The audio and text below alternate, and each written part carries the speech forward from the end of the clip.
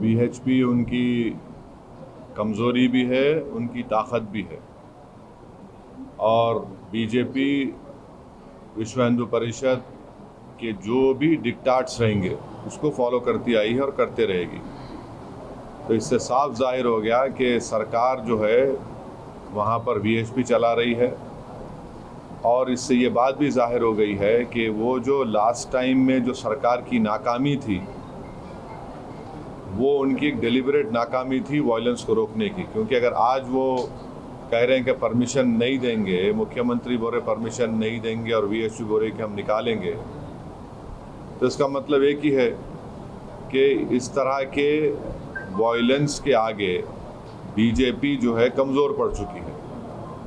और फिर आपने उस वायलेंस के बाद सिर्फ टारगेटेड तरीक़े से बड़े पैमाने पर करीब 450 के करीब जो कोर्ट में एफिडेविट दायर किया गया, उसमें बड़े पैमाने पर आपने मुसलमानों की इमारतों को, बिल्डिंग्स को, घरों को टारगेट किया। और ऐसे लोगों को भी आपने टारगेट किया जिनके पास पूरे डॉक्यूमेंट्स हैं। आपने ऐसे आदमी का भी घर तोड़ दिया जिसने हिंदू भाइयों की जान बचाई थी।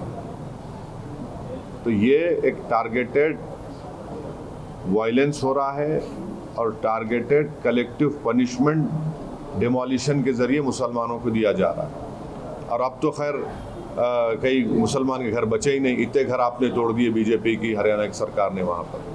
और अफसोस की बात यह है कि ये G20 होने जा रहा है, तो कौन वायलेंस करना चाहता है, देख लीजिए अब आप।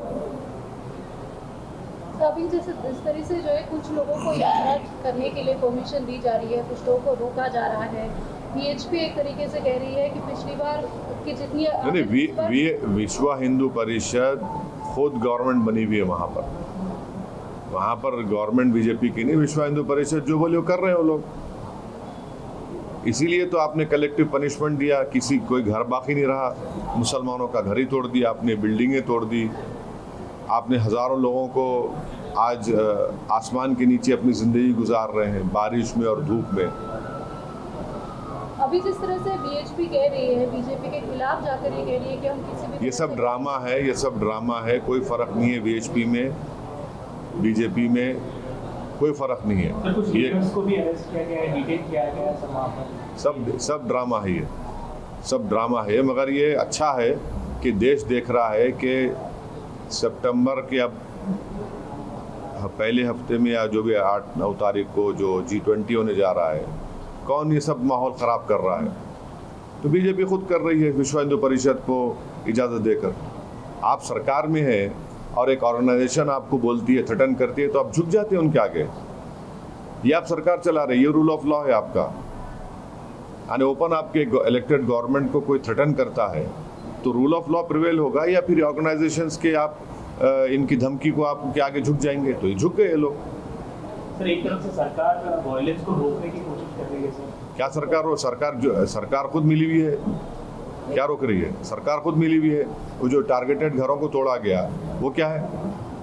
बीएचपी कह रही है कि आज के दिन क्योंकि श्रावण सोमवार आखिरी सोमवार है, तो इसलिए ये यात्रा की जा रही है। सवाल उसका नहीं है, सवाल उसका ये नहीं है। सवाल ये है कि जब एक इलेक्टेड गवर्नमेंट कह रही है कि हम अलाउ नहीं करेंगे और वो लोग कह रहे हैं कि हम करेंगे, तो आप झुक गए। सरकार डर के झुक गई और सरकार मिली भी है इन लोगों से। वो कह रहे हैं शांतिपूर्ण, वो सब बकवास है, वो सब बकवास बातें हैं। आप जब आपके सामने वायलेंस हुआ और वायलेंस के नतीजे में वहाँ पर एक टारगेटेड लोगों के घर तोड़े गए, फिर उसमें कितने 5 या 6 लोगों की जानें चली गई, उसके बावजूद भी सब हो रहा है।